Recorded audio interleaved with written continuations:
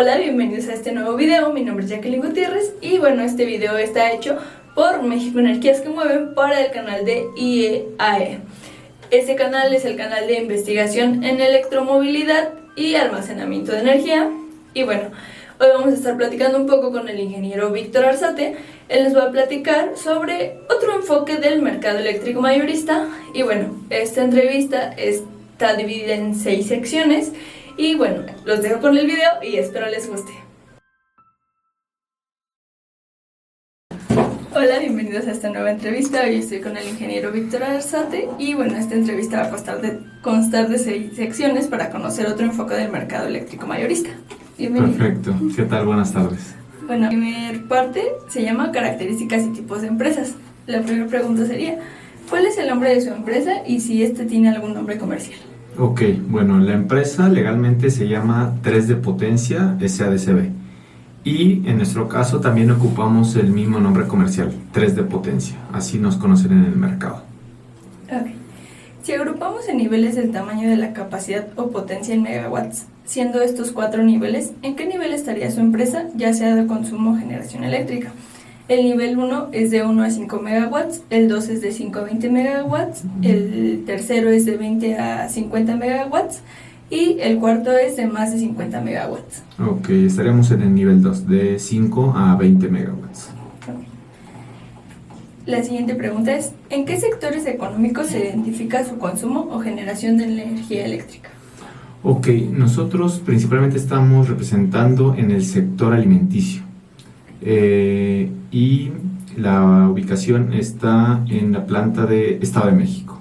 Es una sola planta, a pesar de que el grupo que representamos tiene otras plantas en otros estados, pero la que tenemos la operación directamente en el mercado es en Estado de México. Ok, muchas gracias.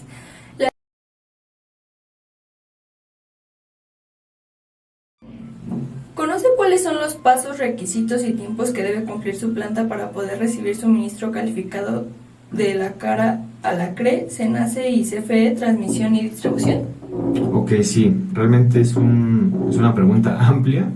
El proceso es muy largo. Lo podemos agrupar en dos grandes entidades, la CRE y el segundo proceso, CENACE y CFE. En la CRE, de hecho, hay un micrositio, si lo pones en el buscador de Google, usuario calificado CRE, ahí aparece toda la información, formatos actualizados y demás. Pero lo podemos, respecto a la CRE, en 3 grandes etapas. Primero, hacer un preregistro en la Oficialía de Partes Electrónicas, la OPE. Ahí realmente hay que tener información del representante legal y la información de la empresa, de la persona moral. La información genérica de nombre, el INE, RFC, domicilio, muy importante. Todo eso firma con la FIEL del SAT, se valida con la firma avanzada, la electrónica del SAT. Y también para la persona moral, la acta constitutiva, el poder del representante legal, comprobante de domicilio, el registro público en la parte de propiedad y comercio. O sea, son digamos, la parte administrativa general que toda empresa o toda persona tiene en su actividad económica normal. De ahí se hace ese preregistro en la Oficina de Partes Electrónicas, hay un tiempo de espera en la validación de la información, muy importante, se debe de enviar la información física, las copias certificadas para cotejo, se queda en el expediente de la Comisión Reguladora de Energía y ya después de ese tiempo tendríamos lo que es un usuario y contraseña. Posterior viene lo que es la etapa 2, donde se carga nuevamente información administrativa, información general e información técnica. En la parte de información técnica ya por ejemplo, si eres consumidor, el tema de los centros de consumo, o sea, los 12 recibos de CFE o de doctor suministrador, los niveles de tensión, algunos formatos, que son como 5 o 6 formatos que se deben de llenar y firmar por el representante legal, y todo se adjunta de forma electrónica. Y ya la parte del tercer paso es que revisan esa información a CRE. Hay algunas, en algunos casos, aclaraciones de alguna duda, algún documento que la autoridad no entienda o hayamos omitido en la carga, y ya después como tal viene la finalización con el registro de usuario calificado, el dichoso RUC. Eso es por parte de la CRE. Del lado de CENACE y CFE es más técnico, porque hay un manual que se llama Manual de TICS, Tecnologías de Información y Comunicación, donde las centrales o las cargas, los consumidores, tienen que cumplir criterios técnicos de infraestructura, es decir, de equipos de medición, equipos de transformación y equipos de comunicación, es muy importante. Esto es lo que agrupa sistemas de medición. Entonces, los usuarios básicos generalmente no tienen una actualización con el estándar y las características que pide el mercado eléctrico mayorista. Entonces, ¿qué es lo que hay que hacer? Un levantamiento, una inspección técnica por parte de un equipo de ingeniería, comprar los equipos, que tienen también un tiempo de adquisición de algunas semanas, y posterior la instalación mediante personal de CFE y algunas adecuaciones por un personal o un contratista externo. Entonces, ya después de que se instala, por otra vez de CFE vuelve a haber una validación, es decir, que haya comunicación, que exista comunicación, que se va todos estos temas y requerimientos del manual de TICS, y ya con eso obtendría el usuario o la generación un diagnóstico positivo del sistema de medición.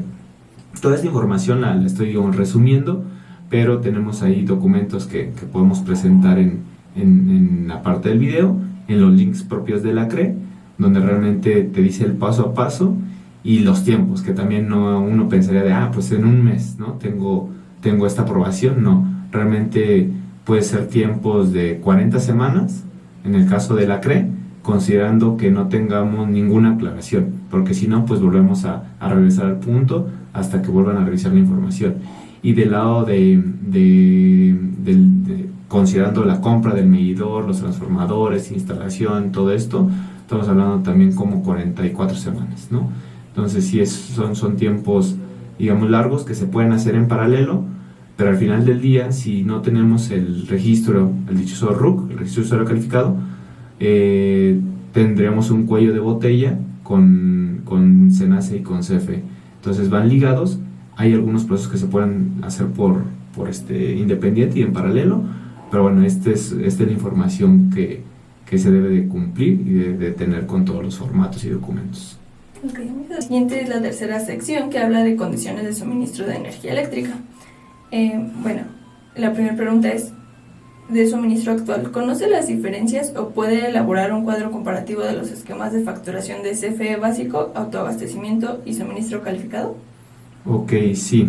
Aquí realmente esos son los tres esquemas de la antigua ley y de la ley vigente del mercado eléctrico mayorista.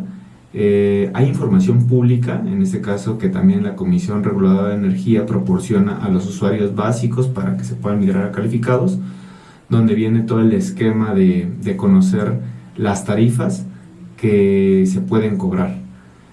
Hay una sección que se llama tarifas reguladas, que realmente todos los suministradores y todos los usuarios debemos de pagar, como es el uso de la red, la infraestructura eléctrica, que es transmisión, distribución y un cargo de comisión por operación del operador del mercado, que en este caso es el SENACE.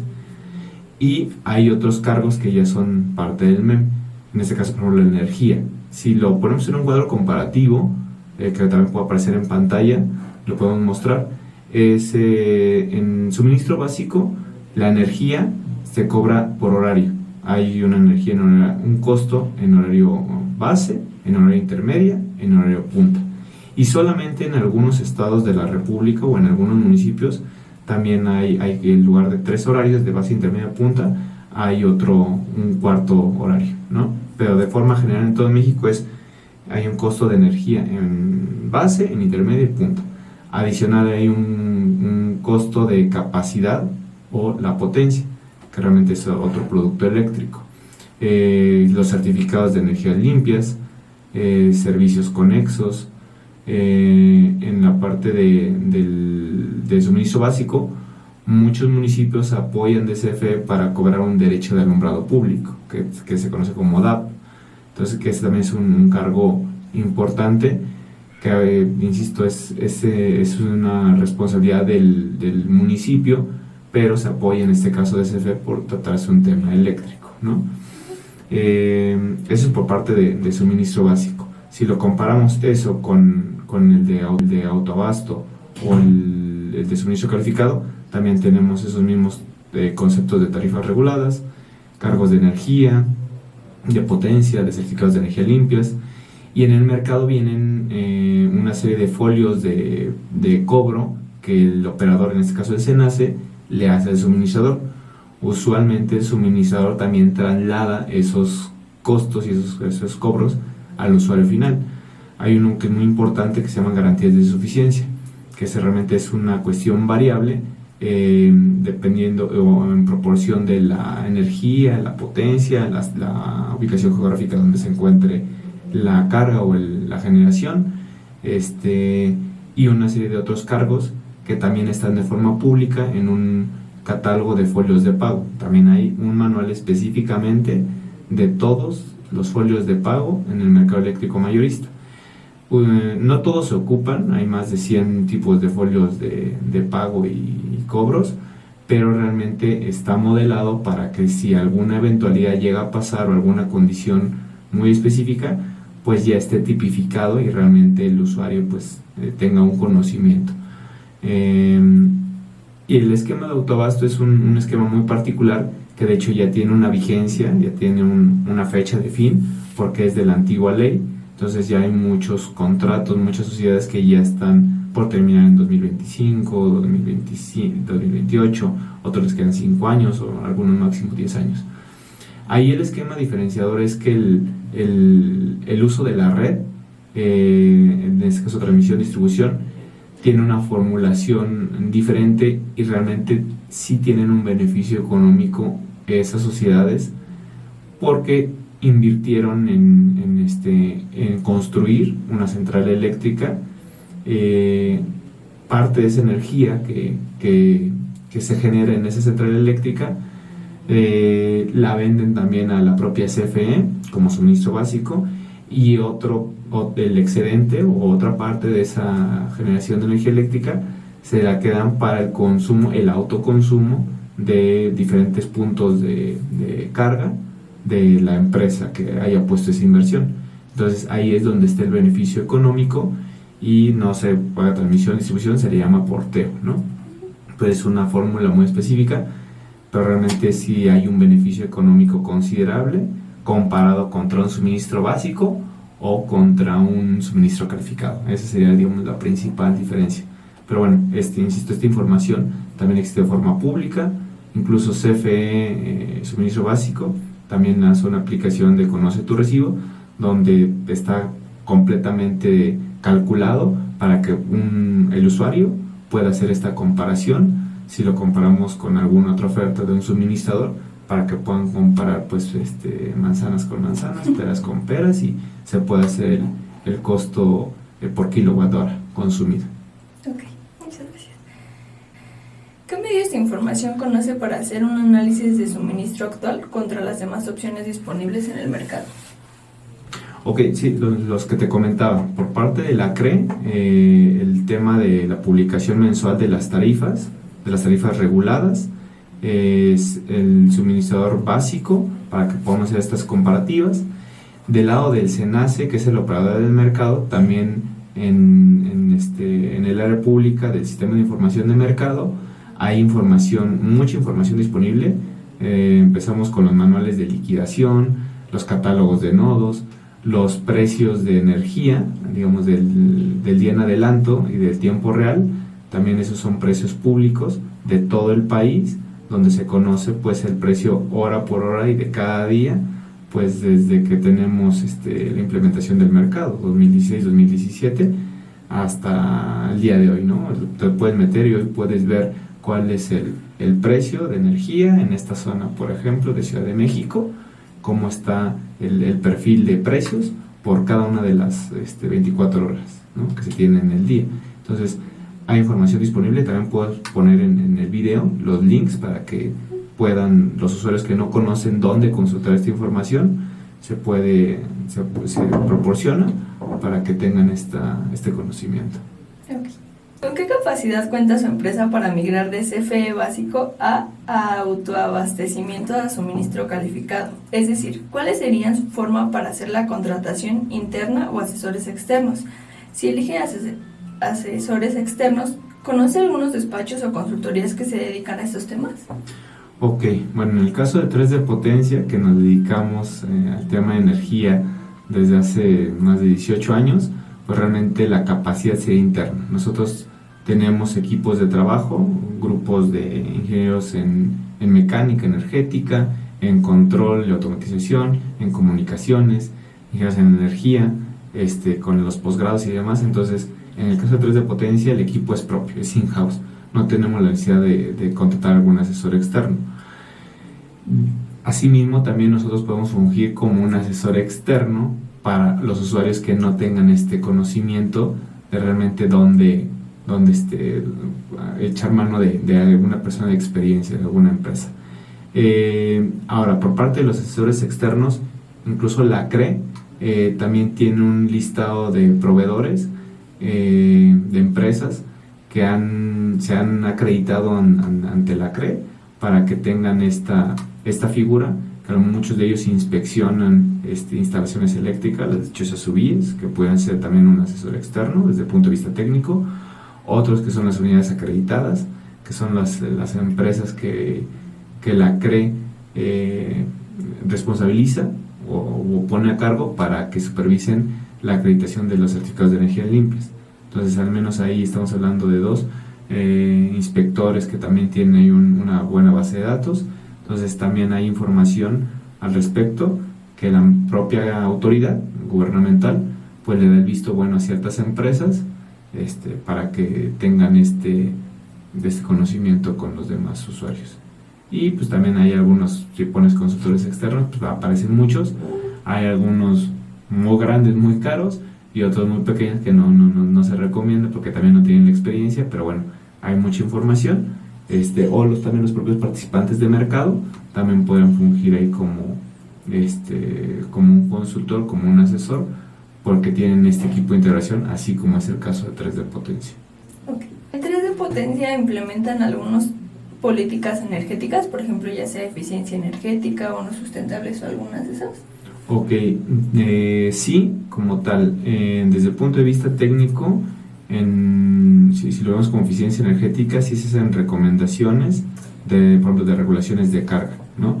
Ver el estado de los equipos para una modernización, es decir, el equipo viejo, retirarlo por un equipo moderno, más eficiente, cuestiones de monitoreo a través de las variables para ver cómo está el comportamiento, ver todo este tema de eficiencia, pues de ahí el nombre de eficiencia energética. Y del lado de instrumentos bursátiles, de instrumentos financieros para el tema de bonos, por ejemplo, sí tenemos algunos proyectos para que realmente tener desde la emisión de certificados de energías limpias y participar en bonos verdes. Esas son las políticas que tenemos para el tema de la descarbonización, que justamente 3D Potencia, perteneciente al grupo 3D Pro, que implementa las 3D de la energía: descarbonización, digitalización, descentralización. Entonces, en la descarbonización viene todo este tema sustentable, ambiental, que tenemos implementado en diferentes proyectos. En referencia a la tecnología de suministro, ¿su empresa tiene metas de energías renovables, uso de instrumentos CELS, IREX o conoce otros estándares sustentables? Ok, en nuestro caso, como somos generador participante de mercado, la matriz como tal de tecnología, pues es de representación. Puntualmente tenemos una cogeneración, que en este caso es un aprovechamiento térmico de los gases de escape de lo que es una combustión de gas natural, y con eso no se emite directamente todo el dióxido de carbono a la parte de la atmósfera. Por lo tanto, esta cogeneración es candidata a certificados de energía limpia. Entonces, sí tenemos esta parte de implementación operativa real de lo que se inyecta de energía en el mercado eléctrico mayorista. Okay. Si consideramos 3 niveles, básico, intermedio o avanzado, ¿en qué nivel se considera con el manejo de la información de la energía térmica o energía del mercado como energía de respaldo? Me refiero a energía de respaldo cuando la energía renovable no está disponible en los productos renovables. ¿Nos puede detallar un poco su respuesta? Ok, la parte de nivel, porque hay un poquito de variedad, sí, lo que decíamos en un nivel avanzado del conocimiento del producto renovable. Aquí puntualmente lo que es el consumo de la energía, hablando desde el punto de vista de un usuario, hay que entenderlo que finalmente, por ejemplo, si viene del sol, lo ponemos de una central eléctrica solar que no tiene almacenamiento de energía, la curva de generación está en una hora disponible generalmente de 7, 9 de la mañana hasta 5 o 6 de la tarde, ¿no? Si lo graficamos en una campana, pues ese es el horario donde está el sol, donde tenemos la producción de energía eléctrica. ¿Qué pasa con las horas donde en la noche, en la madrugada, donde no está el sol, ¿no? ¿De dónde se tiene esa energía? Entonces se puede comprar uno del mercado directamente, del precio spot que hay, que eso involucra una volatilidad de precios, ¿no? Porque depende de muchos factores la variación de estos precios. Entonces, la inherente, la lógica es cuando no se está generando a través del sol, ¿de dónde se obtiene la energía? Pues del mercado, pero es una exposición muy alta, ¿no? La segunda es contratar un instrumento financiero para que tengamos un precio, digamos, techo, un precio máximo, pero digo, esto finalmente es un seguro, es como un seguro de autos para que lo entienda el público en general, o un seguro de gastos médicos mayores, donde tú pagas una prima o una cuota financiera para tener un beneficio económico. Entonces, a grandes rasgos es así como se podría definir o entender el tema de dónde viene esta energía de respaldo, ¿no? O, en este caso, de contratar esos horarios de la noche, por ejemplo, de la madrugada, de otra central eléctrica que tenga base de hidrocarburos, por ejemplo, que queme gas natural, que queme combustóleo, diésel. El diésel es muy caro, pero bueno, hay algunos otros, pero al final del día es tener esa matriz horaria, digamos, cubierta, y si no está cubierta, pues te expones al precio que esté el mercado. Puede ser de a lo mejor de $1.20 el kilowatt, o puede llegar hasta $3.50, ¿no? Entonces así más o menos funciona este tema. Ok. Bueno, ahora vamos a hablar un poco sobre especificaciones de los productos eléctricos. Y primero, producto renovable. ¿Su empresa tiene alguna meta de precio objetivo en el consumo de energía eléctrica? En caso que sí, ¿cuáles fueron sus bases para desarrollar dicho precio objetivo? Ok, nosotros como precio objetivo de consumo no, porque somos un generador, pero realmente de los usuarios que hemos asesorado y que los hemos acompañado en la selección de un suministrador calificado, el precio objetivo depende de primero de la empresa, si es nacional o extranjera. Generalmente las empresas de Estados Unidos o empresas europeas instaladas en México y que tienen una producción en México, tienen una directriz más allá de la económica, es decir, muy ambiental, muy sustentable. Entonces, el precio va primero en torno a la parte de sustentabilidad y social que tiene la empresa como tal. Pero si hacemos una comparación inmediata, pues el referente es cómo está tu actual suministro, o el suministro que había únicamente en México, que era solamente perteneciente al del Estado, CFE Suministro Básico. Entonces, esa es una primera referencia.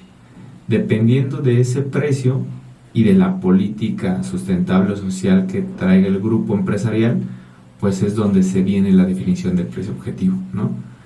Evidentemente, toda la parte de economía y empresa, capital privado, pues busca tener un ahorro, pero no necesariamente el ahorro tiene que ser desde el punto de vista económico en la cuestión de facturación, sino también el ahorro viene en la confiabilidad de la parte del suministro. Al final del día, la nueva ley, al migrarse a la nueva ley, el usuario está protegido y no lo sabe, funge como un seguro donde en este caso la CFE mismo como transmisión y distribución tiene ciertos límites de horas donde puede presentar interrupciones de la energía eléctrica. porque esa interrupción al final del día puede venir o desde la generación, pero usualmente está más por la red eléctrica, la transmisión, la distribución, las subestaciones, los transformadores. Entonces ahí es donde realmente puede venir alguna interrupción, entonces, y dependiendo de la zona geográfica. Entonces muchas veces va orientado en eso, no tanto el costo final de lo que te cuesta en el recibo, sino realmente este otro asociado que pertenece en la administración del gobierno mexicano, pero que dependiendo de tu suministrador que te represente, pues realmente puede hacer unas gestiones de cobro de indemnización. Entonces por eso te comentaba que no necesariamente es el costo final en la factura, sino realmente la protección que tengas detrás, porque puede ser a lo mejor el mismo costo o un costo más elevado, pero realmente tienes ahí algún mecanismo de certidumbre jurídica principalmente para que realmente tu producción esté cubierta, ¿no? Entonces ese es uno de los factores que los usuarios usualmente ven. Y la definición de precio, pues insisto, si por ejemplo no es lo mismo que tengas energía al 50% proveniente de centrales eléctricas limpias, ya sea un solar fotovoltaico o un eólico o hidroeléctrica, por ejemplo. Entonces no es lo mismo el costo del megawatt hora al 50% que venga de una central renovable o que de una matriz térmica, por ejemplo. Okay. Las opciones de ofertas: precio fijo, pass-through o mixto tarifa sombra. ¿Conoce los riesgos adquiridos desde el punto de vista del suministrador en los diferentes tipos de ofertas mencionadas?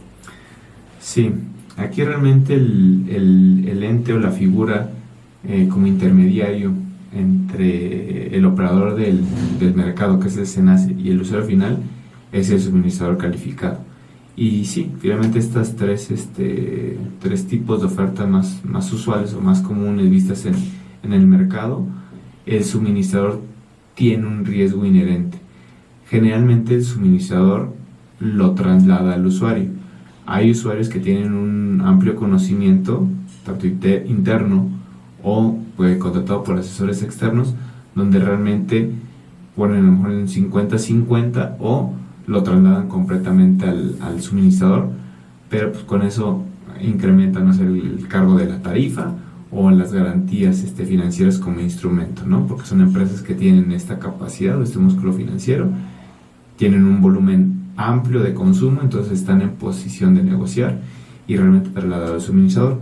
Pero bueno, finalmente radica en, por ejemplo, si es una tarifa de precio fijo, pues que el suministrador detrás en el back office haga una contratación propia o a través de otra empresa de instrumentos financieros, que son estos seguros que hablábamos en la anterior pregunta. Esa es una de las cosas. El pass-through, pues realmente sí se lo traslada todo completamente al cliente, ¿no? Entonces, y todo depende del tipo de contrato que se firme, pero realmente la figura o la persona uno que adquiere el riesgo es el suministrador, porque es el objeto propio de sus operaciones económicas. Ya después el suministrador puede, en algunos casos o en algunas variables, trasladarlo al usuario. Lo puede hacer si el usuario tiene el conocimiento, o si no lo tiene, pues realmente es de donde viene el tema de las letras chiquitas, ¿no?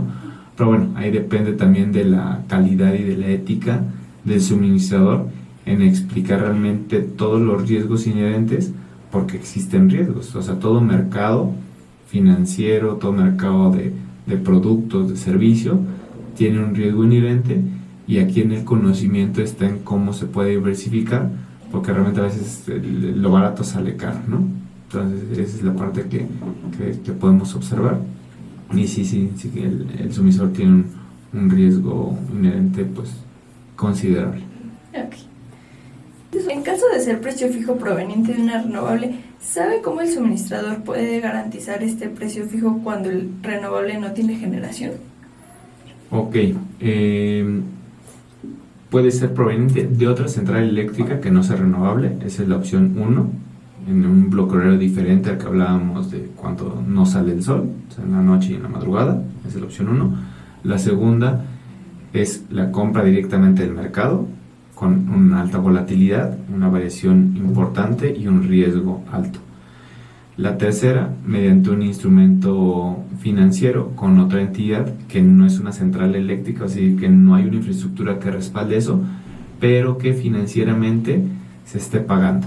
Es decir, supongamos que el promedio del precio de energía en el mercado spot es de 800 pesos el megawatt hora. En base a los históricos y algunos modelos predictivos, nos venden un seguro, una cobertura financiera de 1200. Entonces haces la diferencia de 800 pesos a 1200. Estás teniendo 400 pesos por cada megawatt hora de consumo. Si el promedio del año se mantiene así, sin esa variación, pues realmente tú pagaste 400 pesos por cada megawatt hora que consumiste, pero no hubo un incremento de precio. Entonces ahí como que la casa pierde, ¿no? Porque realmente pagaste un seguro que nunca ocupaste. Pero ¿qué pasa?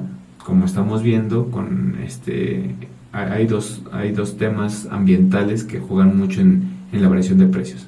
Cuando hace mucho frío, los inviernos, pues tenemos un caso en el 2021 que se congeló parte de Texas, afectó los pozos de gas natural y por ende, haber una escasez de eso, pues se incrementó el precio de la energía.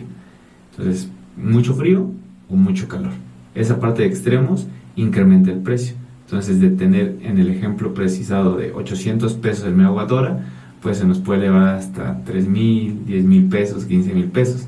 Entonces, ahí realmente tus 400 pesos que pagaste de prima, por ponerle un número, pues realmente si los desquitaste hicieron todo el sentido económico, y esas serían, digamos, las tres formas en cómo el suministrador puede tener una energía de respaldo si hablamos de un producto renovable.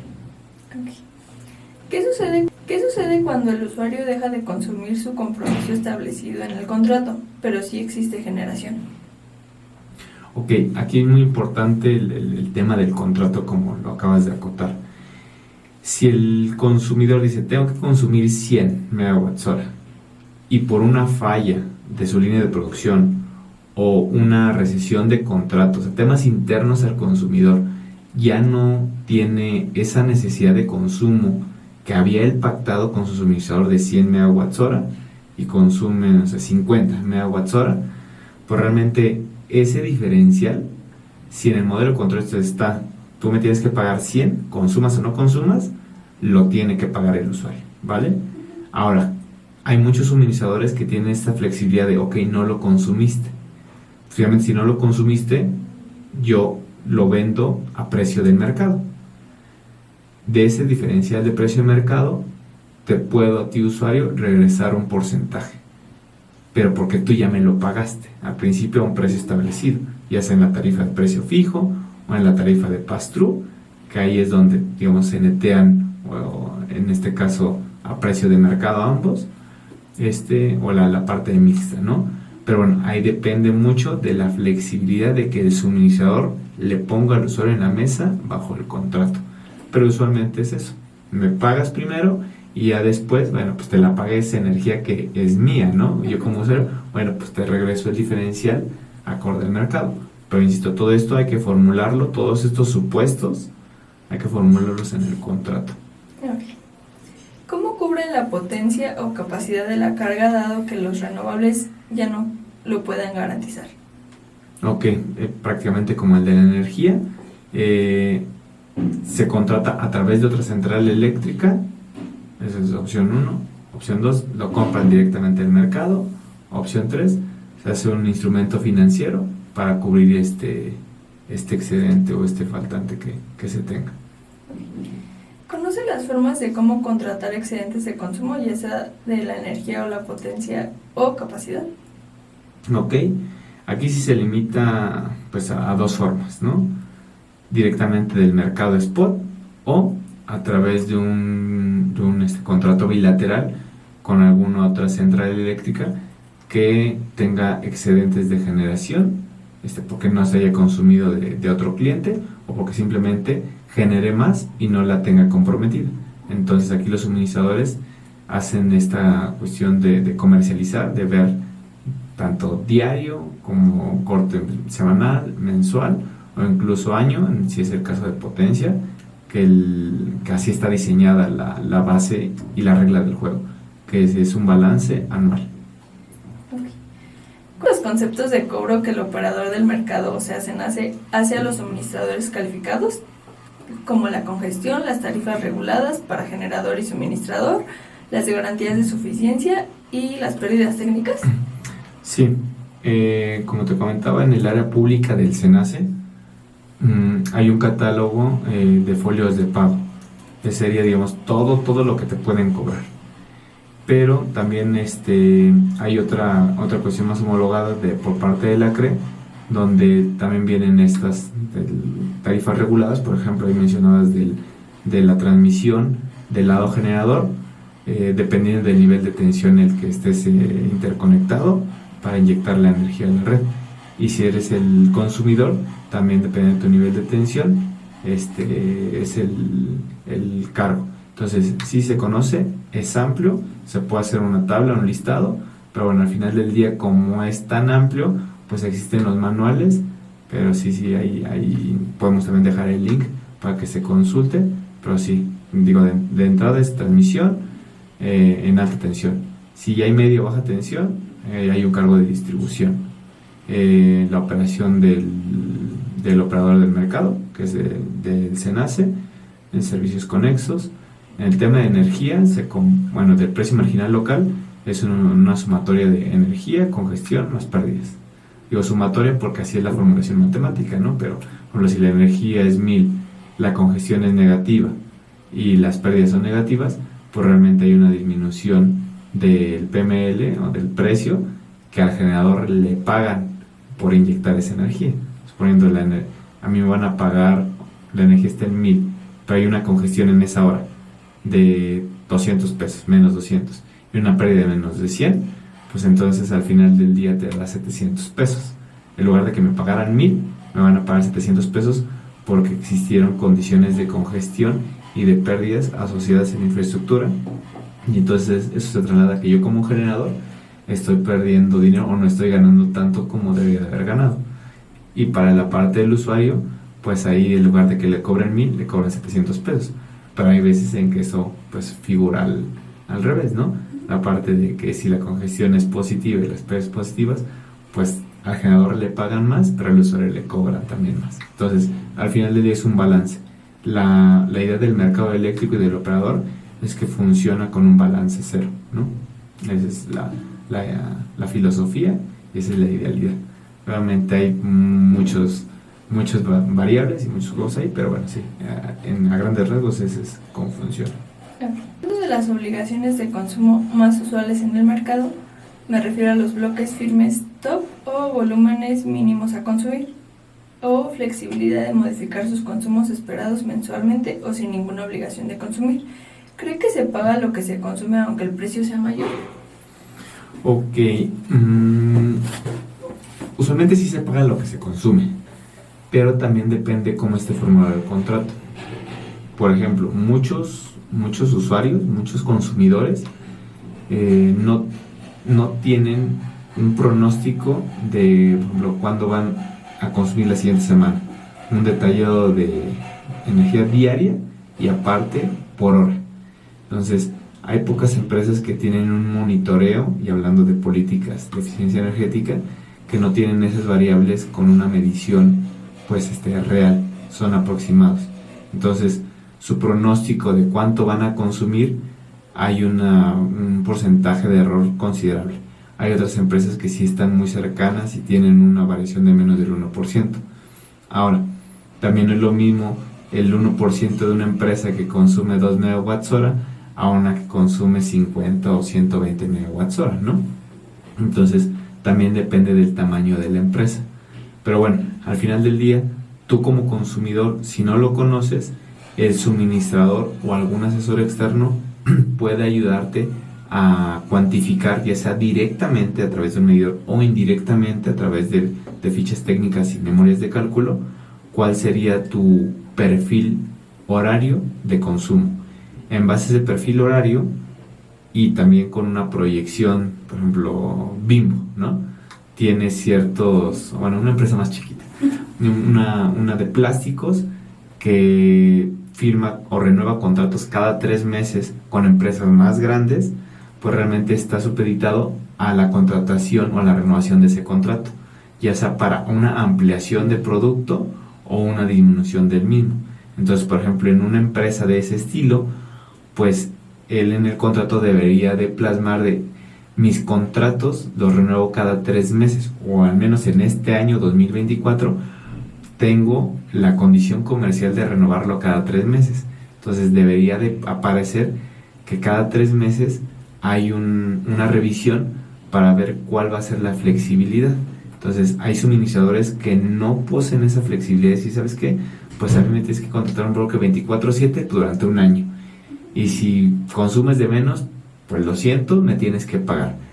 Hay suministradores que son más grandes o tienen este conocimiento técnico y también pueden pactar estas necesidades del usuario con, a veces son también poseedores o grupo económico de interés, son propietarios de centrales eléctricas. Entonces, esos suministradores tienen más flexibilidad para poder entender la necesidad del consumidor final. Entonces, la definición de bloque horario es una cuestión muy técnica, muy eléctrica, muy energética, y se puede llegar a hacer un perfil horario. Esa sería la primera parte. La segunda, ¿me la recuerdas, por favor? Claro. La segunda es de bloque horario, a los volúmenes mínimos a consumir. Sí, obviamente en el bloque, y ¿sabes qué? Yo sí o sí consumo 4 megawatts hora. Y mi máximo, si prendo toda mi línea de producción y todo el consumo, son 10 megawatts hora.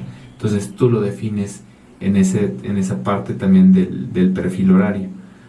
Y ahí a lo mejor puede ser una energía base, que estamos hablando de los 4 megawatts hora, y una energía así máxima punta de 10 megawatts hora en ciertos días o en ciertos horarios.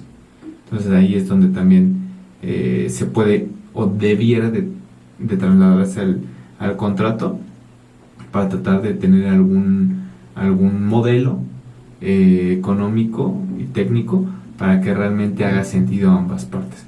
Eso es lo que cualquier asesor externo mediaría en ambas partes, ¿no?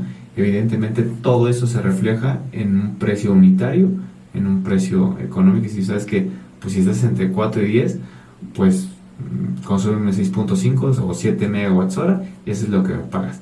En estas veces que pagas de más, pues tengamos esta comunicación, pero estamos expuestos a cierta volatilidad, pero no es lo mismo estar expuestos de 4 a 10, que serían 6 megawatts hora, a que fijes una media de 7, donde nada más la diferencia ya es de 3 megawatts hora, ¿no? Entonces, más o menos así funciona el esquema. Ok.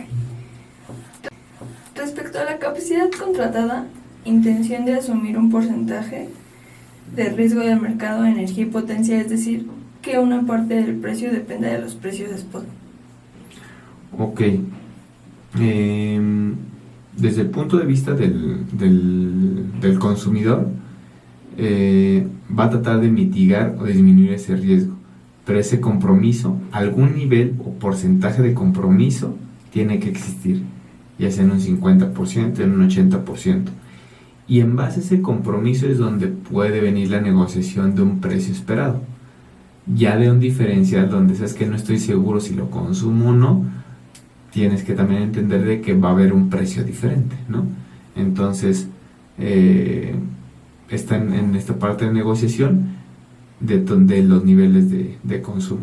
Todo radica y esa es la parte del secreto del juego, y que, insisto, para los consumidores, pues depende de sus contratos o del que tantas ventas tengan en real, con ciertos periodos, ya sea trimestral, semestral, anual, el tamaño de la economía, el sector en donde está, porque no es lo mismo un alimento que un servicio. Lo vimos claramente en pandemia, que incluso hubo algunos cierres de empresas porque no eran actividades de sector económico primario, ¿no? Entonces, todas esas variables, incluso estas sociales, pues dependen y debemos de ser capaces de trasladarlas en un cierto plazo. De ahí que también hay plazos donde las empresas se comprometen de, sabes que solamente este año, y el suministrador dice, bueno, y si me contratas 3 años, hay un beneficio económico, ¿no? Pero bueno, eso lo explicamos más adelante. ¿Qué prefieres respecto a la moneda de cobro? ¿Precios en dólares o en pesos mexicanos? Si es en dólares, ¿qué tipo de cambio conoce? Ok, la empresa mexicana, o sea, realmente la que no tiene un capital o una inversión extranjera y demás, usualmente prefiere pues que esté ofertada en pesos, ¿no? Porque ya mitigas una parte de riesgo por el tipo de cambio. Pero si a pesar de que eres una empresa mexicana, tus contratos los tienes con otros proveedores, tu tipo de moneda que te pagan a ti es en dólares, a pesar de que seas una empresa mexicana y estés instalada aquí, pues realmente lo puedes trasladar ahí, ¿no? Esa es una.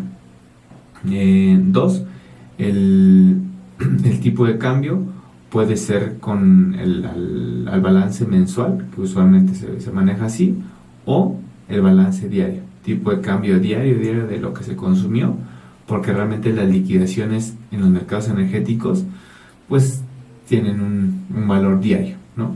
Que lo puedes extender a un valor semanal o, insisto, ya mensual. Pero generalmente son los tipos de cambio que se manejan. Ya es un tipo de cambio bancario que se asigne con algún banco dispuesto entre los dos o alguna institución financiera, o finalmente el que publica gobierno mexicano a través del Diario Oficial de Federación, a través de Banxico. Entonces son los más usuales, el interbancario o el que dicta la parte de gobierno mexicano a través del Banco de México. Okay. Hablando sobre plazos deseados y plazos máximos aceptables, ¿estarían sujetos a mejores condiciones del precio? Y en su caso, ¿cuál es el trade-off? ¿Qué descuento piden para que el plazo de contrato sea el máximo que pueden aceptar? Ok, dentro de los plazos, los más usuales es un año, la mayoría de los usuarios firman un año, 3 años, y las empresas, digamos, con una capacidad financiera o una cuestión de producción muy determinada que son preponderantes y que marcan la tendencia de cualquier sector económico, alimenticio, transporte, metalmecánica y demás, hay contratos de cobertura de 10, 15 años, o los que sirven para apalancar una central eléctrica para realmente garantizar una inversión, pueden ser más de 20 años, ¿no? Esos contratos de cobertura de que se celebran entre comprador-vendedor también hay de forma pública, donde a veces se puede observar los plazos de firma, de que te hablo de los más largos de más de 10, 15 años, ¿no? Pero el grueso de transacciones caen en un año, 3 años. No necesariamente entre mayor sea el plazo es más económico, porque a veces justamente pues la incertidumbre y la proyección a futuro pues es de bastante riesgo. Entonces hay veces que sí funciona en un periodo digamos corto, ¿no? Si digo, sabes que si te oferto un año te lo doy a $70, pero si te lo oferto a 3 años te lo doy a 68. Ahí sí hace un sentido económico de extender el plazo para buscar una reducción económica. Pero por el contrario, si tiras una oferta a más largo plazo, puede que resulte del lugar no de $70, sino 72, 75, porque ya estás fijando un precio actual a una condición futura, que al final del día es una cobertura financiera, pero mediante un respaldo físico, ¿no? O administrativo. Entonces, así es como te puedo responder esa pregunta. Ok, muchas gracias. Hablando sobre el producto térmico, ¿sabe la relación de la oferta de productos térmicos con el mercado de gas natural? Sí, nosotros sí. Así como existen índices y conceptos y tarifas del mercado eléctrico, también existen índices y tarifas del mercado de hidrocarburos, en este caso del mexicano, adicionado con algunos índices, porque pues esto, la parte de los índices de la molécula del gas natural proviene generalmente de Estados Unidos. Entonces sí hay conocimiento y es un que digamos en espejo, donde no necesariamente son los mismos tipos de cargos, pero la estructuración y la formulación digamos matemática es muy similar. ¿Tiene conocimiento sobre estructuras para mitigación de riesgo gas, Schwartz-Colliers? Sí, realmente la parte de instrumentos financieros es un tanto genérica para los productos energéticos. Hay algunos donde el propio nombre dice, bueno, pues funciona sobre un techo, ¿no? Te cubro hasta este punto. Si ya rebasa este valor indicado, bueno, tenemos otro tipo de cobro. Hay algunos que están entre el collar que está entre un mínimo y un máximo, ¿no? Entonces, sí hay esta versatilidad, esta flexibilidad de poder contratar instrumentos financieros adheridos a productos energéticos, ya sea eléctricos o de hidrocarburos. Okay. Conocimientos sobre estructuras para mitigación de riesgo, gas, swaps, collars. Sí, realmente la parte de instrumentos financieros es un tanto genérica para los productos energéticos. Hay algunos donde el propio nombre dice, bueno, pues funciona sobre un techo, ¿no? Te cubro hasta este punto. Si ya rebasa este valor indicado, bueno, tenemos otro tipo de cobro. Hay algunos que están entre el collar que está entre un mínimo y un máximo, ¿no? Entonces, sí hay esta versatilidad, esta flexibilidad de poder contratar instrumentos financieros adheridos a productos energéticos, ya sea eléctricos o de hidrocarburos. Okay. Conocimientos sobre esto. Conoce los conceptos de cobro que el operador del mercado que es ENACE hace a los suministradores calificados, tal como la congestión, tarifas reguladas, generador, suministrador, garantías de suficiencia, pérdidas técnicas. Sí, en este caso las del producto térmico son iguales a las del producto renovable, digamos del punto de vista del consumidor. ¿Dónde está la cuestión o el diferenciador? Si lo vemos en la central eléctrica, en el tipo de oferta y la información que tú envías al SENACE como operador del sistema para que él reciba todas las ofertas de las, 100 centrales solares, 50 que queman gas natural, de las hidroeléctricas y demás. Entonces, hace un comparativo, un mercado de costos, porque no es lo mismo el costo de producción y de operación de un panel fotovoltaico que la de un gas natural. Entonces, la información que provee ambas centrales eléctricas de entrada son diferentes, muy diferentes. Pero al final del día, pues el SENACE hace un corte y dice, bueno, pues ese es al precio que voy a despachar. Y de ahí también viene la selección del precio, porque al momento de unificar, pues la central que cuesta su producción más cara, no sé, por ejemplo, una central que ofertó 900 pesos, y si el día de despacho está en 650, pues la central eléctrica económicamente no puede entrar al mercado porque no es eficiente para las condiciones de ese día en específico. Entonces, esto mismo se puede trasladar a la parte de algunos cargos, dependiendo de cómo esté el contrato. Pero bueno, en esencia, una central fotovoltaica y una térmica, que son los productos renovables o el térmico, pagan la misma transmisión, pagan la misma operación del SENACE.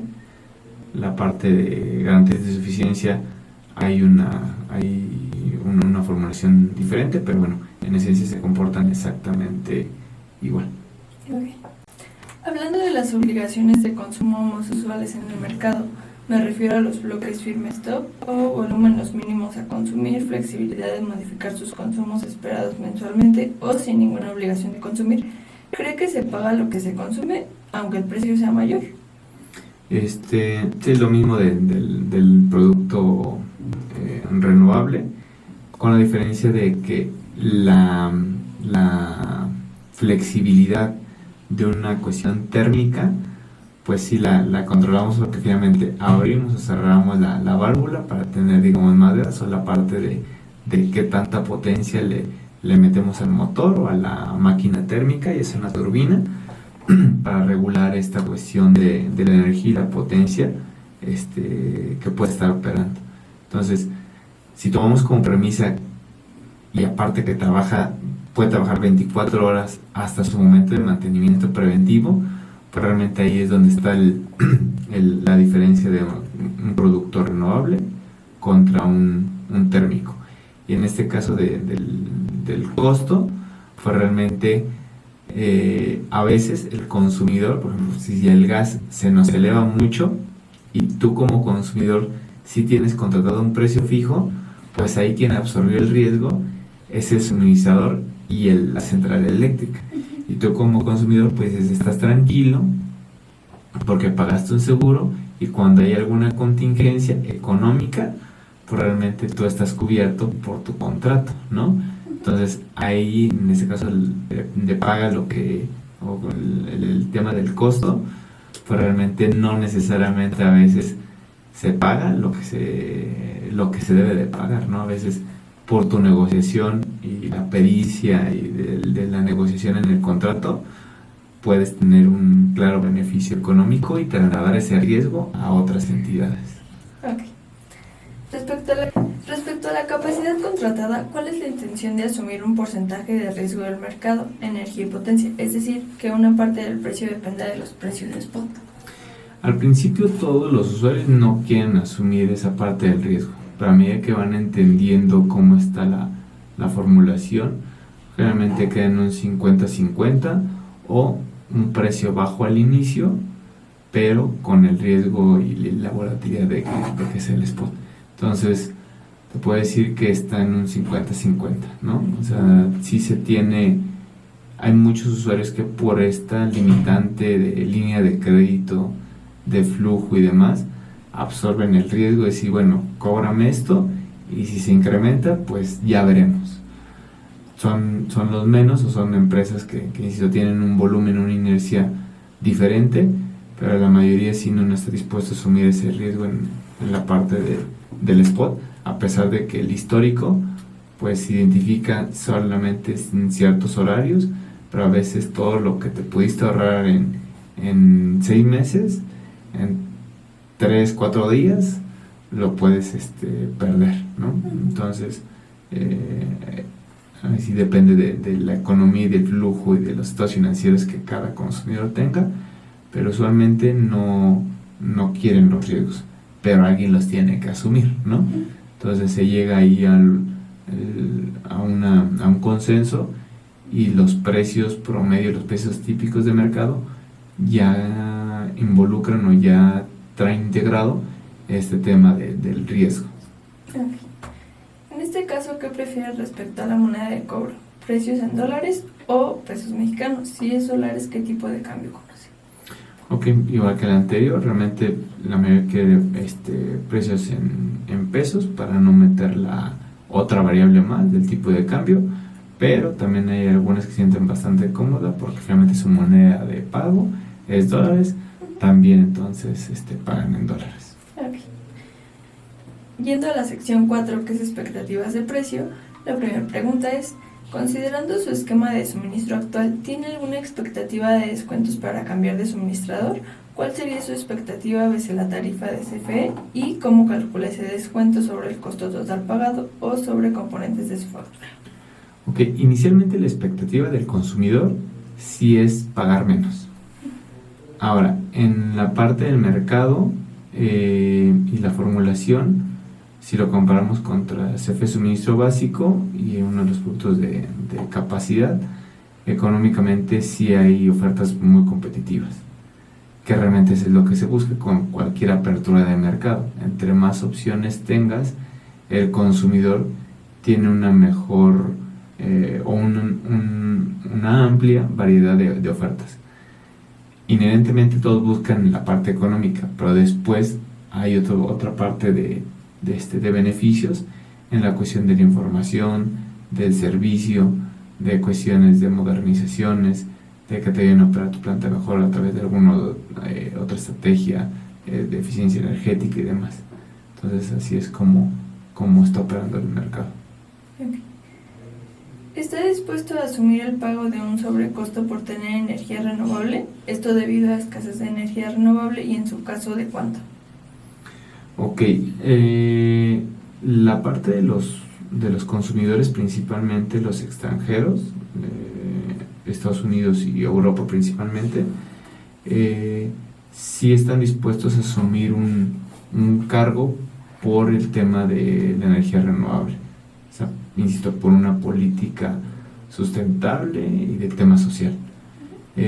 Otros no tanto, dicen, bueno, pues ¿sabes qué? ¿Cuál es lo mínimo o el requerimiento mínimo que me exige el gobierno mexicano? Si es el 13.8%, si es el 19%, y año con año debería de ir incrementando, y muchos se van al mínimo. Entonces es lo que me piden para cumplir, ofértame con eso para no incrementar y no encarecer más esa parte del costo, porque hay muchas empresas que realmente la parte del rastreo y de la huella de dónde viene eso no les figura, no tienen algún beneficio en la parte económica, ¿no? Pero empresas más grandes con una responsabilidad social diferente a las pequeñas, pues realmente están obligadas a hacer ese cambio y a marcar esa tendencia para el tema de descarbonización. Entonces sí es una tendencia que se está viendo de migrar al tema renovable. Bueno, hablando de la sección 5, que es reputación y alcances del suministro calificado, la primera pregunta es, ¿qué importancia considera su empresa en la elección de un suministrador con buena reputación, considerando 5 niveles? El 1 es nada, el 2 es poca, el 3 es regular, el 4 es alto y el 5 exigente. Alto. Que realmente se tiene que considerar eso por el nivel de exposición que se adquiere ambas partes, por todo lo ya platicado anteriormente de cómo está el contrato, y realmente porque también los cambios, la elección de un suministrador pues no es tan rápida, ¿no? Si bien puede haber un caso fortuito, pero realmente hay un tiempo donde quedaríamos completamente, o el usuario queda completamente expuesto, y eso pues no es deseable. Okay. ¿Elabora un KYC o algún tipo de revisión reputacional de sus suministradores de electricidad, ya sea gas y energía en general? La mayoría de los usuarios sí elabora un proceso de investigación, un KYC, diligence, para realmente conocer el estatus administrativo, financiero, incluso legal, si existen algún tipo de demanda o algo por el estilo. Entonces sí, ya esos son procesos estándares que realmente se han venido homologando desde el punto de vista administrativo y legal. Entonces sí es algo ya muy usual en la industria, y por el nivel de riesgo, y que no es un producto menor. Okay. ¿Cuál es la importancia de la capacidad financiera del suministrador de electricidad? ¿Es consciente de que en caso de quiebra o incumplimiento se asuman penalidades por parte de los clientes ante el mercado? Sí, este es un tema muy importante. Hay una figura creada en la parte de la ley que también se llama suministro de último recurso. Aquí hay dos formas de que se acceda a ese suministro de último recurso. Por ejemplo, hay usuarios que no pagan, a pesar de que tengan el contrato y demás. El suministrador calificado, si demuestra al operador o a las autoridades de gobierno que el usuario realmente se negó a pagar, a pesar de que tiene un compromiso de pago y a lo mejor se omitió alguna garantía de la misma, o la garantía misma ya se ocupó y ya se excedió en los meses de pago, la ley protege todavía al usuario en el sentido de no hacer inmediatamente un corte, abrir el interruptor para que no tenga energía eléctrica. Entonces el suministrador calificado debe notificar a la autoridad, y la autoridad a ese usuario lo cambia de suministrador y lo manda a último recurso, donde las tarifas pues están completamente expuestas al tema del mercado, más algún cargo adicional que quiera hacer el suministrador. Entonces económicamente se puede pensar de que estás completamente expuesto en riesgo, adicional a que estás también expuesto al cargo que el suministrador de último recurso te quiera hacer, mediante obviamente también algunas métricas y algunas formulaciones. Pero bueno, ese es uno, cuando el usuario no paga, ¿no? Casi no se ha visto o no conozco de que algún usuario no haya pagado y lo hayan mandado tanto su actual suministrador, que no haya llegado a un convenio de pagos, y que la autoridad pues también haya pasado, porque al final del día la autoridad es quien tiene la última palabra para migrar ese usuario a un suministrador de último recurso.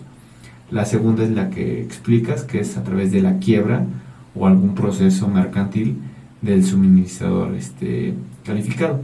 Y sí, ahí realmente el usuario debe estar consciente de que hay un tiempo, esta transición de pasar de un suministrador 1 a un 2, y tiene que pasar algún periodo de tiempo por el último recurso donde el nivel de exposición pues está alto. Imagínate, si estás en la coyuntura de que los precios de mercado están altos, pues el riesgo pues ya también tú como usuario lo adquiriste justamente por la omisión de esta reputación del suministrador. Okay. ¿Cree que es relevante o no que el suministrador calificado pertenezca a un grupo con activos de generación que es respaldo in-house? ¿Para usted es relevante desconocer el tema o no es nada relevante?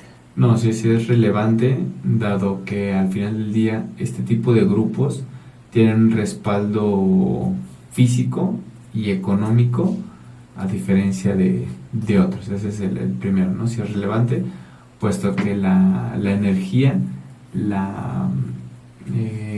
proviene de un activo físico que, si bien hay una separación administrativa, pero realmente proviene del mismo grupo de interés. Entonces hay mejores condiciones, certidumbre de suministro. Esta energía pues realmente tienes la garantía que viene de una parte, de una central física, que si bien también hay riesgos inherentes a la operación y demás, pero que en estadística y confiabilidad es muy alta, en el sentido de que te provean la energía, y al final del día se mitiga el riesgo económico por el tema de garantía y demás, porque proviene físicamente de algún lugar. Entonces esa es la parte de la regla del juego, ¿no? Que lo que vendas realmente venga físicamente de algún lugar y no lo tomes de la parte financiera del mercado spot. Okay. ¿Es de su interés que el suministrador provea servicios adicionales que le generen valor agregado, tales como mediciones en tiempo real, estrategias de reducción de emisiones, medidas de eficiencia energética, apoyo en pronosticar precios de energía a gas o otras? Okay. Hemos visto que realmente el usuario sí quiere dirigirse en una única ventanilla, es decir, el proveedor que le facture todo el tema de energía, que sea a él de primera mano, que le pregunten de oye, notifícame, avísame cómo van a estar estos cambios, ¿no? Si viene alguna otra helada, alguna contingencia, alguna alerta del operador. Pues esta parte de la información que realmente sea muy dinámica, la parte de los reportes, porque al final del día con la información el empresario, el consumidor toma decisiones de si reduce carga, aumenta carga, proyecciones de cómo viene el incremento, alzas de los precios de mercado. O sea, realmente sí es muy importante, el usuario busca más información, porque esta es la parte de la tendencia, meter algún algoritmo de inteligencia artificial, o sea, toda esta big data que se maneja en un mercado tan sensible como el energético. Es importante que el proveedor tenga un pool de servicios que diferencie respecto a los demás, que simplemente pues te cobra lo que te está suministrando energía. Hay otros que realmente esta parte de comunicación social, implementar medidas que te incentivan, te dan algún beneficio económico, realmente se busca el beneficio y la mejora continua en todo el espectro, digamos, económico y social y sustentable. ¿Qué espera de su servicio postventa? ¿Cuáles son los atributos principales que busca una vez que ya inició el suministro? Okay, lo que hemos visto mucho de los clientes es, insisto, esta comunicación, esta información, que sea información, uno, confiable, que sea dinámica y muy rápida en el sentido de que pase, y así como está comunicando la autoridad, el equipo de suministro tenga un análisis, incluso el mismo día o el día siguiente, para ver el impacto que genera eso para una toma de decisión. Hay cuestiones que incluso tienen que ser en el lapso de horas, de ¿sabes qué? Fue una contingencia y se tienen simuladas ciertos escenarios donde dice, a ver, bueno, si se eleva, pasa, no sé, de tal nivel de precio, bueno, pues se levanta, se hace la llamada a alguien con la capacidad de tomar decisiones para que se notifique, más allá del reporte y además dejarlo asentado. Entonces, eso es muy importante en el servicio postventa, ver las tendencias, por ejemplo, incorporar alguna tecnología de almacenamiento, los beneficios económicos que hay, la parte políticas, dependiendo del país de donde provenga la empresa consumidora, porque en México tenemos mucho capital de otras empresas, de otros países. Entonces todo eso te va creando como una matriz y un ecosistema donde sí es muy importante este servicio, que es el diferenciador del juego. La información, que es mucha, interpretarla de forma correcta, hacer un análisis serio y realmente probar con dato duro, porque al final del día pues es un tema técnico, ¿no? Entonces así es como el mercado y la industria energética pues va haciendo la selección y va orientando su cadena de proveedores. Ok. Bueno, hablando de la última sección, que es sobre el entendimiento del mercado eléctrico mayorista por parte del cliente, ¿cómo usted cree que impacta la escasez de energía y la falta de inversión en centrales de nuevas generaciones, ya sean térmicas y renovables? Ok, el impacto directamente es económico. Al tener un mercado sin ampliación, no necesariamente en contracción, pero bueno, seguir en el mismo estado sin que haya nuevas centrales, realmente impacta económicamente. Nos vuelve menos eficientes, menos atractivos a la inversión privada. Creo que hay un momento económico y social de que puede haber o debe de haber un incremento, pero que desafortunadamente políticamente en México pues no están teniendo nuestras autoridades la capacidad ni el tiempo de respuesta adecuado para la necesidad real que se tiene, ¿no? En el sector público o privado. Entonces, pues sí es un impacto desafortunado y que pues en la parte económica, ¿no? Claro. ¿Y qué opina de la deficiente infraestructura de transmisión y los altos costos para las conexiones de sus cargas nuevas o ampliaciones? Prácticamente lo mismo. Es difícil no tratar de politizar esto, pero bueno, independiente del partido que esté en turno, el gobierno realmente tiene este mandato de diseñar esa política, el administrar correctamente el recurso, en este caso los impuestos, y con ello hacer inversión en la parte de obra de la infraestructura. Si nosotros no tenemos una buena infraestructura, por mucho que se instalen generaciones grandes, eficientes, pues realmente las pérdidas y toda esta congestión va a seguir existiendo. ¿Cuál es la forma de mitigarlo o de compensarlo o de tener un equilibrio? Pues realmente es eso, tener infraestructura de calidad acorde a la generación que se tiene, acorde a los nuevos centros de consumo, con motores eficientes, con todo un equipo moderno, con control remoto y toda esta parte de tecnología, pues realmente tiene que ser equilibrado. Y evidentemente no se ha tenido un tema fuerte de inversión en la infraestructura de la red eléctrica mexicana, transmisión, distribución. Entonces es una realidad desafortunada que no estamos respondiendo, el gobierno mexicano no está respondiendo conforme el crecimiento de la industria. Y que a pesar de que está el incentivo, la iniciativa de querer aumentar consumos, de querer poner centrales eléctricas, pues hay un cuello de botella en las entidades que regulan este tipo de permisos, estudios, los procedimientos, las autorizaciones. Ya se rebasó esa capacidad y eso pues crea una pausa y aletarga todo el tiempo de desarrollo y la inercia que trae de muchos inversionistas que incluso están detenidas su inversión porque están en el último procedimiento y simplemente por un tema político y una ideología absurda pues no camina la situación. Entonces, aunque uno no lo quiera politizar, pues realmente depende de la autorización del gobierno para que esto realmente pueda seguir caminando bajo las condiciones que pues, están marcadas en la parte de la ley. Claro. Bueno, sobre los puntos anteriores, ¿cómo cree que impacta en sus metas de corto, mediano y largo plazo de suministro y qué estrategias de mitigación está considerando? Ok, las estrategias de mitigación que de forma real está considerando la industria están apostando por generación en sitio.